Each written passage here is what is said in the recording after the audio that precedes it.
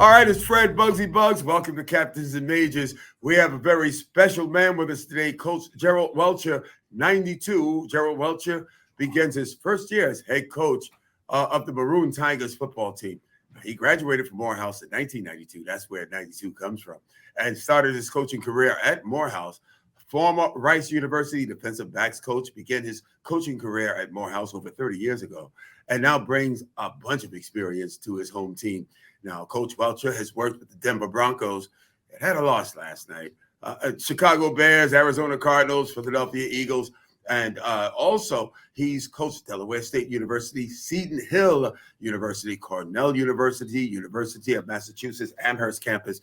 That year, Coach, you won in 98, the FSC National Championship. My daughter was going to UMass up in Amherst campus. Yeah. She graduated in 2000. Also, he's been there at Boston and Cheney University. In May 2019, he was honored by the City Council of Missouri City, Texas, with an award of exemplary action for his role in rescuing a young boy from drowning at a local swimming pool in 2018. We welcome Coach Gerard Wilcher, 92. It's great to be in your company, Coach. Hey, it's great to be here. Great to finally meet you, man. Same here. I know it's been one hell of a week with the loss of Hugh Douglas Jr. and Christian Fowles. And I know this past weekend, it has been one of those weekends where I know the forthcoming weekend, they'll be doing the celebration of life for Hugh Jr. and all. And with the game at Howard this weekend, they gave love to both of the gentlemen. How do you get everybody up for this forthcoming weekend? Man, it's about regrouping, getting the troops back together. And the thing I explained to them is our goals are still there. Our goal is to win our conference. And I believe that we still have the ability to do that. I told them the first two games were scrimmages. That was practice. Now we're for real, right? Allen Iverson, that was just practice. So That's right. Yeah, that's all it was. That was just practice. That was just a couple scrimmages so we could figure out where we're at and what we need to do. The practice is very important. And you have these teams throughout, whether it's college or the NFL, who get these perfect records. And I'm from the ilk of, you got to lose to see what you got. Yes. Whenever teams have these perfect records, I'm always nervous. It's like, especially in the NFL. Oh man, they're 16-0 and 17-0. I always know the bottom's going to fall out the boat by the time they get to the playoffs. Do you feel the same way? I do. And one thing I've learned over the years, when you narrowly lose, you don't solve problems. The problems are still masked. When you get your butt kicked, all the problems, all the issues, they come to surface. So now you can fix them so you can be better for the future. So, after week one, we had a tough loss. We battled, but now we can solve some problems. Week two, same thing. We saw a bunch of problems come to light. So now we get a chance to get in there and fix them, because usually those things don't come to light in practice. They don't, right. You don't really know people's true character until the bullets start flying. That's then right. You can make adjustments. That's right. It eliminates all that. We came close. Yeah, but all we had to do was just score. Yeah, but you stepped out. We could have won that. This eliminates all that extra conversation to get to the basics. Yeah. Being a Morehouse alumni, how does it feel to be the head coach of the Maroon Tigers? It's exhilarating. It's crazy. It's not too often somebody gets to go home and be the head coach of their alma mater.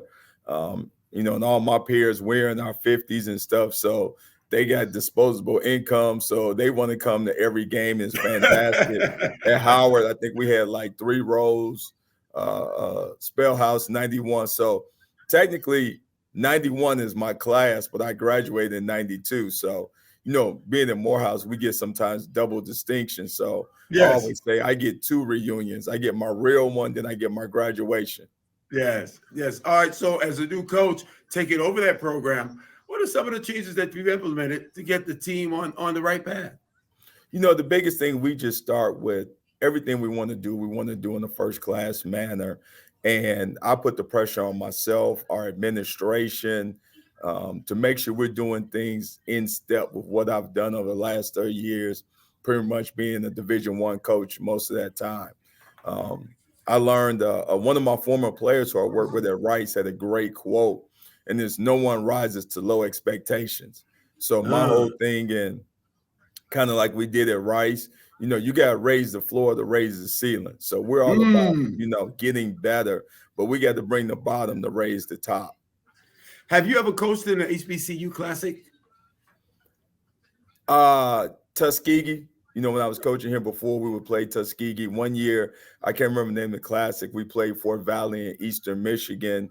So I've done that. And then I was telling the gentleman earlier, I've actually coached in the Classic in the Meadowlands, 1995, Ohio State versus Boston College. Wow, that was a game for Boston College. So yeah, full circle moment. That was a game. How about the players? Are they up that they're going to be in New York and at Giants Stadium in the Meadowlands? Didn't do any good for the Giants yesterday being at the Meadowlands. It did not. Hopefully they took all the L's and we won't have to worry about that. Yeah, right. And to your point, they what got you them were all. talking about, like that's one of those situations for them where now they can really do a deep dive into what their problems are. But I mean, back to the original question, are the players excited about being in? I think they will be. I'll be honest with you, they're probably tired right now. We flew commercial to Howard, which is always a tough situation. So one of our flights got canceled. So actually Saturday night because of the crazy weather, the weather we had that weekend. Yeah, me and my wife spent the whole night. We didn't sleep. We spent the whole night rebooking the whole team, and we were pretty successful. We got the whole team home by 8 o'clock, 9 o'clock last night. Wow, so you just got in. Everybody just got in. Yeah, everybody just got in. I mean, it was crazy because you got about 75, 80 people on that flight that we had to rebook. And a couple of kids, they're like, Coach, we got flights. We leave 6 a.m. Monday, but we got a 5-hour layover in Detroit. We're like, no, that don't work. We got to go home. And that's one thing, in the future, I'm going to be pushing us that when we have to do these games that we need to fly charter so we can all stay together. Yeah, and it is also better with the luggage and everything. Folks afraid to lose equipment and the like too. It's always best to fly charter if possible to take some of that edge off. What can New York City expect to see from Morehouse, the Maroon Tigers, on Saturday?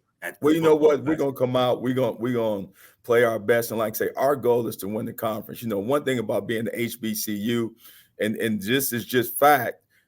It's always tough to get respect from other leagues. So we can't count that even if we have a great record and we don't finish number one, that we'll get a chance to go to the playoffs. So we got to make sure that if we want to play some additional football this year, we have to win our league so that we don't let other people make decisions about our future. This is a very exciting time for you and for the team and for Morehouse. Do you have any message for the Morehouse fans traveling to New York to see the Classic? Yeah, come on out, support, give the guys your love. We're getting better every single day. I think we took huge steps from game 1 to game 2, and then we expect another huge step game 2 to game 3. Howard University is a great organization, great team. That coach, he was probably where I was at 3-4 years ago. Got you. See what he's done in a short time. And then, we play Virginia Union, CIAA champs, great organization. They've done a great job. So, those are my goals. That's where we got to get to. And we're going to be working not only on the field, but off the field to make sure we get our program to where it needs to be. Well, listen, Coach Welcher, man, all the best. Many blessings on this football classic with Albany State.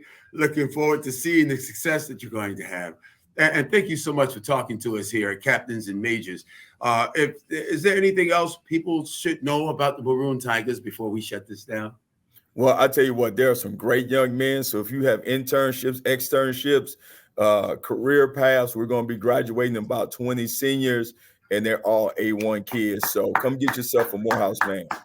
Hey, it's amazing to be able to be in the position, Coach Gerard Wilcher, 92, to be able to make a difference in these young men's lives and to help them go further after football. Thank you so much for taking time to spend with us here at Captains and Majors. Really appreciate you. Thank you.